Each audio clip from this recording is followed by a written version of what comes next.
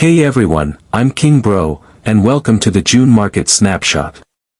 In this brief video, I'll walk you through a summary of our mid-year outlook, which came out just a few days back.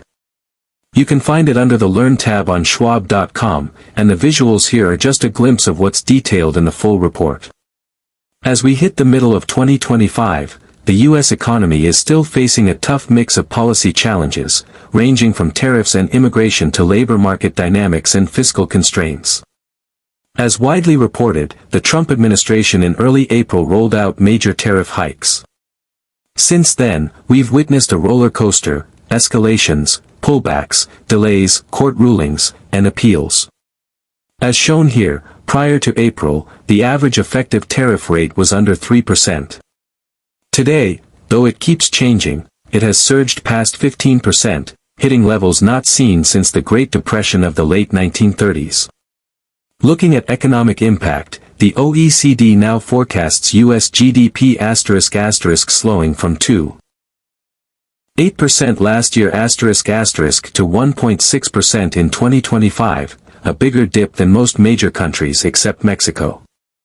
On inflation, the OECD predicts U.S. inflation could hit 4% this year, thanks to pricier imports, making it the second biggest jump among major economies.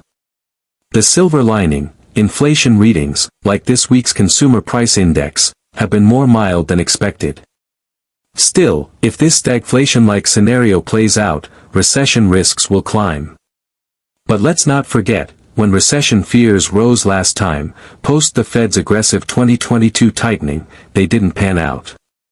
Just like then, we're now seeing a major gap between soft data, consumer/business confidence, and hard data, actual metrics, with the latter proving more resilient. Our view has been that these two would eventually converge, and that process seems to be unfolding now. We still believe the labor market holds the biggest influence on the economic and Fed policy outlook. Companies are now scaling back hiring, as seen in the downward trend of job openings. But at the same time, layoffs have stayed relatively stable and are still below pre-COVID levels, putting us in a situation of limited hiring and limited firing. One driver behind slow hiring: low CEO confidence, largely due to unsettled trade policies, as shown here. Historically, there's been a tight connection between CEO outlooks and capital spending. So unless confidence rebounds fast, many spending plans will stay shelved, except. In this short video, I'll walk you through a recap of our mid-year outlook, released just a few days back. You'll find the full version under the Learn tab on Schwab.com. The visuals I'm using here are just a slice of what's included in the written report. Now, as we hit the halfway point of 2025, the U.S. economy is navigating a complicated mix of challenges, from tariff policies and immigration, to labor force shifts and ongoing fiscal strain. As many of you know, earlier in April, the Trump administration rolled out major tariff hikes. Since then, we've seen a back and forth, escalations **, pullbacks, delays, even legal battles. If you check the chart, the average effective tariff rate was below 3% before April. As of now, it's crossed 15%, a level not seen since the 1930s Depression era. What does that mean for the economy? According to the OECD, U.S. GDP growth is expected to drop from 2.8% last year to 1.6% * this year, more than most major economies, except for Mexico.